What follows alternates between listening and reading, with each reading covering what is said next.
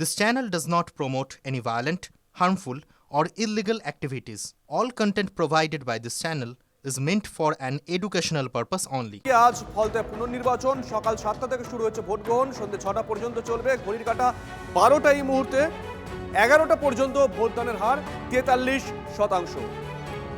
মোটামুটি অনুমান করাই যাচ্ছে যে মানুষ সকাল থেকেই ভোটের লাইনে দাঁড়িয়েছেন, লম্বা লাইন পড়েছে, সেই ছবি আপনাদেরকে দেখিয়েছিলাম। সুপ্রিয় আমাদের সঙ্গে লাইভে রয়েছেন। সুপ্রিয়, সকাল থেকে ফলতায় ঘুরছো তুমি, বেলা গড়িয়েছে, 12টা বাজলো, কি ছবি এখনো পর্যন্ত ধরা পড়েছে? শুভজিৎ, দেখো ইতিমধ্যে কিন্তু 5 ঘন্টারও বেশি সময় অতিক্রান্ত হতে চললো। সকাল 7টা থেকে নির্বাচন কমিশনের নির্ধারিত সময় মেনে ভোট গ্রহণ শুরু হয়েছে। তো এখনও পর্যন্ত আমরা যেটা জানতে পারছি যে সকাল 11টা পর্যন্ত নির্বাচন কমিশনের তথ্য অনুযায়ী প্রায় 43% কাছাকাছি কিন্তু ভোটদান হয়েছে। আর আমরা এই মুহূর্তে দাঁড়িয়ে রয়েছি বেলেশ্বর হরিজন নিম্ন বুনিয়াদী বিদ্যালয়। এখানে 2টি বুথ রয়েছে এবং 2টি বুথের বাইরেই কিন্তু ভোটারদের লাইন রয়েছে। যদিও বেলা বাড়ার সঙ্গে সঙ্গে যেহেতু প্রখর রোদ, তীব্র দাবদাহ, সেই জায়গা থেকে ভোটারদের লাইন কিছুটা কম রয়েছে। তবে তা সত্ত্বেও কিন্তু ভোটাররা আসছেন, উৎসাহ নিয়ে তারা ভোট দিচ্ছেন। কেন্দ্রীয় বাহিনীর জওয়ানদের যে নিরাপত্তা ব্যবস্থা সেটাও দেখতে পাওয়া যাচ্ছে। ভোটাররা যারা রয়েছেন একটু কথা বলি। ভোট দিতে এসছেন, হ্যাঁ, লাইনে দাঁড়িয়ে রয়েছেন, কি পরিস্থিতি, কি অবস্থা রয়েছে? খুবই ভালোই ভোটটা হচ্ছে। সেই জায়গা থেকে এর আগে এরকম সুষ্ঠুভাবে ভোট দিয়েছেন? এর আগে সুস্থভাবে ভোট দেওয়া যায়নি। জাহাঙ্গীরের গুন্ডা বাহিনীরা ঠেট, ভাঙচুর, মারপিট করে কারোকে ভোট দিতেই দেয়নি। 2021-এ আমাদের ভোট দিতে দেয়নি, 2024-এও আমাদের ভোট দিতে দেয়নি, ঘর বাড়ি ভাঙচুর করেছি। সেই আতঙ্ক দিয়ে আজকে আমরা শান্তিপূর্ণভাবে ভোট দিচ্ছি।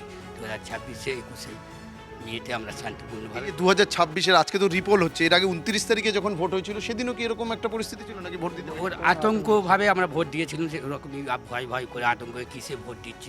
একদমই তুমি যে কথা বলছিলে, 29 তারিখেও তো ভোট হয়েছিল, 29 এপ্রিল ভোট গ্রহণ হলেও ফলতার একাধিক বুথে ভোটের স্বচ্ছতা নিয়ে সেদিন এই ভোটাররাই প্রশ্ন তুলেছিলেন। একাধিক বুথের ইভিএমে টেপ লাগানো ছিল, আতর লাগানো ছিল, এমনটাই অভিযোগ তুলেছিলেন এই ভোটাররাই। সব বুথের ওয়েবকাস্টিং মিলিয়ে দেখেন নির্বাচন কমিশন, আর সেখানেও ব্যাপক অনিয়ম ধরা পড়ে। আর এরপরেই পুনর্নির্বাচন ঘোষণা করে নির্বাচন কমিশন। সেই পুনর্নির্বাচন আজকে হচ্ছে। অন্যদিকে মঙ্গলবারই নির্বাচন থেকে সরে দাঁড়িয়েছেন তৃণমূল কংগ্রেস প্রার্থী জাহাঙ্গীর খান। সাংবাদিক বৈঠকে ঘোষণা করেছিলেন উইথড্র করছেন তিনি। তবে খাতায় কলমে এখনও তিনি প্রার্থী রয়েছেন, তাই ইভিএমে তার নাম রয়েছে, তার প্রতীক রয়েছে। তবে এবার ফলতার মূল লড়াই বিজেপি আর বামেদের মধ্যে। এই নির্বাচনেও কঠোর নিরাপত্তায় মুড়ে ফেলা হচ্ছে ফলতা। 35 কোম্পানি কেন্দ্রীয় বাহিনী। ছবিটা একবার দেখুন।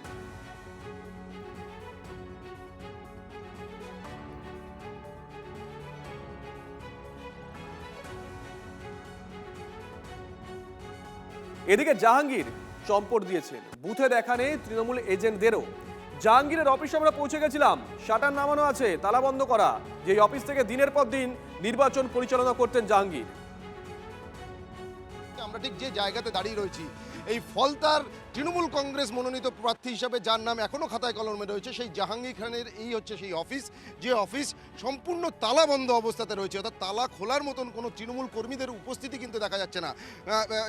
এই কিন্তু যেটা অভিযোগ, বিভিন্ন সময় বিরোধী দলের যারা কর্মীরা রয়েছেন বা নেতারা রয়েছেন, তারা যে অভিযোগ করতেন যে ফলতায় যে কোনো ভোটেই সেই ভোট পর্ব বা ভোটের মেশিনারি কিন্তু অপারেট করা হতো এই অফিস থেকেই, অর্থাৎ জাহাঙ্গীর খানের এই অফিস থেকেই। এবং ভোটের দিন আমরা যেটা দেখতাম যে এখানে একেবারে তৃণমূল কংগ্রেস কর্মী সমর্থকদের ভিড়ে ঠাসা থাকতো। আর এই অফিসেই সকাল থেকে থাকতেন জাহাঙ্গীর খান। সেই জাহাঙ্গীর খান তার তো কোনো দেখা নেই, এমনকি কোনো কর্মী সমর্থকদের উপস্থিতিও কিন্তু দেখতে পাওয়া যাচ্ছে না। রাস্তায় আমরা দেখতে পাচ্ছি কেন্দ্রীয় বাহিনীর জওয়ানদের টহলদারি দেখতে পাচ্ছি। এমনকি এই যে উল্টো দিকের জায়গাটা আমরা দেখতে পাচ্ছি, যে জায়গাটা ঘেরা রয়েছে, গ্রিল দিয়ে ঘেরা রয়েছে, টিনের শেড করা রয়েছে, এখানেও কিন্তু একেবারে সারি সারি চেয়ার পাতিয়ে তৃণমূল কংগ্রেস কর্মী সমর্থকেরা ভোটের দিন এখানে অপেক্ষা করতেন, এখানে তারা সময় কাটাতেন। কিন্তু আজ এই গোটা এলাকা সম্পূর্ণরূপে জনশূন্য। কোনো রকম কোনো তৃণমূল কংগ্রেস কর্মী সমর্থকদের উপস্থিতি দেখা যাচ্ছে না। এমনকি এই পার্টি অফিস থেকে কিছু দূরেই কিন্তু জাহাঙ্গীর খানের বাড়ি, সেখানেও কিন্তু তালাবন্ধ, জাহাঙ্গীর খানের কোনো উপস্থিতি নেই। তিনি কোথায় আছেন সে বিষয়ে কিন্তু এখনও পর্যন্ত কোনো তথ্য পাওয়া যাচ্ছে না। তবে যেটা সবথেকে তাৎপর্যপূর্ণ, একেবারে নির্বাচনের 2 দিন আগে সাংবাদিক সম্মেলন করে এই উপনির্বাচনে তৃণমূল কংগ্রেস প্রার্থী হিসাবে তিনি সরে দাঁড়ানোর কথা ঘোষণা করেছেন এবং তারপর থেকেই কিন্তু তার আর কোনো রকম কোনো খোঁজ পাওয়া যাচ্ছে না। ক্যামেরায় দীপঙ্কর জানার সঙ্গে সুপ্রিয় গুহ, TV9 বাংলা, ফলতা। দেখুন, আবার বলছি, জাহাঙ্গীর যে পার্টি অফিসে বসে দিনের পর দিন নির্বাচন পরিচালনা করে এসেছেন, সেই পার্টি অফিসে আজকে শাটার নামানো রয়েছে, তালা দেওয়া রয়েছে। জাহাঙ্গীরকে ওখানে আমরা খুঁজে পাইনি। আমাদের অপর সহকর্মী জাহাঙ্গীরের বাড়িতে চলে গেছিল, না সেখানেও কিন্তু কারো দেখা পাওয়া যায়নি। দেখুন, ফলতার শ্রীরামপুর খানপাড়া আমার ঠিক পিছনে তৃণমূল প্রার্থী জাহাঙ্গীর খানের বাড়ি, কলাপসেবল গেট লাগানো এবং ভিতর থেকে তালা লাগানো, পরিষ্কার বোঝা যাচ্ছে ভেতরে কেউ একজন রয়েছে, তা না হলে ভেতর দিয়ে একেবারে তালা লাগানো থাকতো না। যতক্ষণ আমি রয়েছি ততক্ষণ দেখলাম না যে বাড়ির ভেতর থেকে কেউ বেরিয়েছে বা ঢুকেছে। ফলে বাড়ির চিত্র দেখাবো, একেবারে নির্মীয়মান বাড়ি, 3তলা বাড়ি এবং বড় বাড়ি, একাধিক রুম রয়েছে এই বাড়ির, এবং এইখানেই থাকতেন তৃণমূল প্রার্থী জাহাঙ্গীর খান। আমি একেবারে বাড়ির মধ্যে কেউ রয়েছে কিনা আমি দেখার চেষ্টা করব। জাহাঙ্গীরদা রয়েছেন? জাহাঙ্গীরদা আছেন? বাড়ির ভিতরে কেউ আছেন? জাহাঙ্গীরদা? একাধিকবার ডাকলাম কিন্তু ভেতর থেকে কোনো সাড়া শব্দ পাওয়া গেল না। বাড়ির ভেতরে কেউ রয়েছে কিনা সেটাও দেখানোর চেষ্টা করব। তারপর একে নির্মীয়মান বাড়ি, কিন্তু জানলাগুলো রয়েছে, ভেতরে একেবারে শুনশান, ভেতরে এখনও পর্যন্ত কারোরই দেখা পাচ্ছি না। ভেতরে সমস্ত সামগ্রী রয়েছে এবং আরও একের পর এক জানলা, একের পর এক রুম, এবং রুম আমি এটাও দেখা অন্ধকার রয়েছে একেবারে রুম, একটি সাইকেলও পড়ে রয়েছে পর্যন্ত ভেতরে, কিছু সামগ্রীও দেখা যাচ্ছে। আমি একেবারেই একদম শেষ প্রান্তে পৌঁছাবো এবং শেষ প্রান্তে একটা লাইট দেখা যাচ্ছে এবং সেই লাইট জ্বলছে ভেতরে এখনও পর্যন্ত। তার মানে এই বাড়ির মধ্যে কেউ তো রয়েছে, কিন্তু অথচ ডাকাডাকির পরেও জাহাঙ্গীর খান এবং তার পরিবারের লোকজনেরা কেউ বাড়ির বাইরে এলো না। জাহাঙ্গীর খানের গাড়ি কিন্তু বাড়ির সামনে দাঁড়িয়ে রয়েছে, অর্থাৎ যদি বাড়িতে থাকেন তাহলে কিন্তু এই গাড়ি বাড়ির সামনে দাঁড়িয়ে রয়েছে, এবং যদি না থাকেন তাহলে তিনি কোন গাড়িতে করে বেরিয়ে গেলেন বাড়ি থেকে, সে প্রশ্নই কিন্তু দেখা দিয়েছে। জাহাঙ্গীরদার কি কোনো এখানে রয়েছেন? আমি বলতে পারবো না বাবু, আমি সব কিছু বলতে পারবো না। আপনারা ওখানে গিয়ে খোঁজ নেন, ওখানে নিয়ে জিজ্ঞাসা করুন। প্রতিবেশী যারা রয়েছেন তারা কিন্তু কোনোভাবেই কিন্তু বলতে পারছেন না যে জাহাঙ্গীর খান কোথায় রয়েছেন, তিনি কোথায় গেলেন, এবং ভোটের আগে তিনি কি পালিয়ে গেলেন, এবং সেই প্রশ্নই কিন্তু উঠছে। ফলতা থেকে ক্যামেরায় সৌভিকের সঙ্গে শুভেন্দু হালদার, TV9 বাংলা। একদিকে যখন জাহাঙ্গীর বেপাত্তা, তখন সকাল থেকে বুথে বুথে ঘুরছেন বিজেপি প্রার্থী।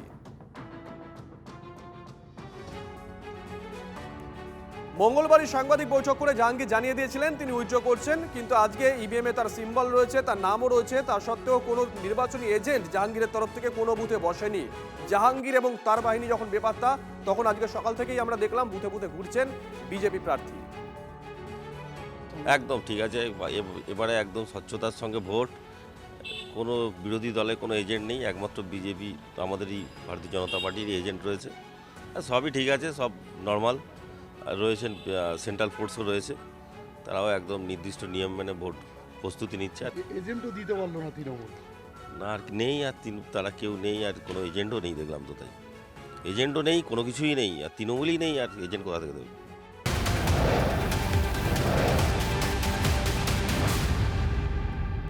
ফলতার আরও একটা খবর একটু ভালো করে শুনবেন। ফলতায় বিজেপি সমর্থক স্ত্রীকে ভোটে বাধা দেওয়ার অভিযোগ তার স্বামীর বিরুদ্ধে। ফলতার 183 নম্বর বুথে তুমুল হইচই। জাহাঙ্গীর অনুগামী স্বামীর বিরুদ্ধে সোচ্চার তার স্ত্রী ভোটার এবং আধার কার্ড আটকে রাখার অভিযোগ তৃণমূল সমর্থক ওই স্বামীর বিরুদ্ধে। ভোট দিতে না পেরে ক্ষোভে ফেটে পড়েন পূজা রায়। অভিযোগকারী মহিলাকে সাহায্যের আশ্বাস ফলতার বিজেপি প্রার্থীর।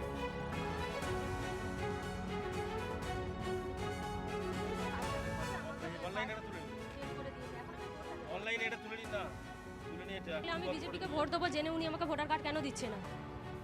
উনি সরকার থেকে ঘরও পেয়েছে।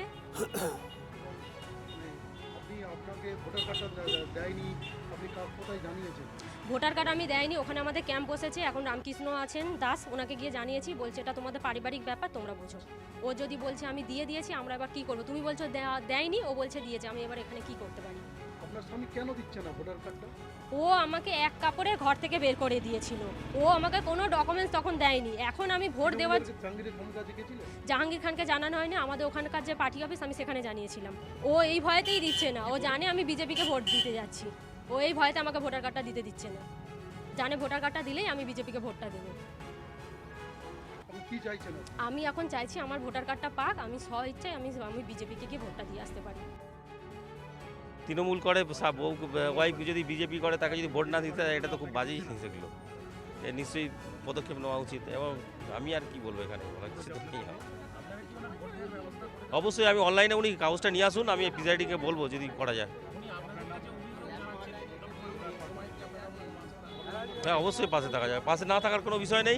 অনলাইনে উনি নিয়ে আসুন, যে কোনো একটা ডকুমেন্টস নিয়ে আসুন, কারণ নির্বাচনী আইন মেনে যে নির্বাচনী যে আছে সেটা তো মানতে হবে সবাইকে।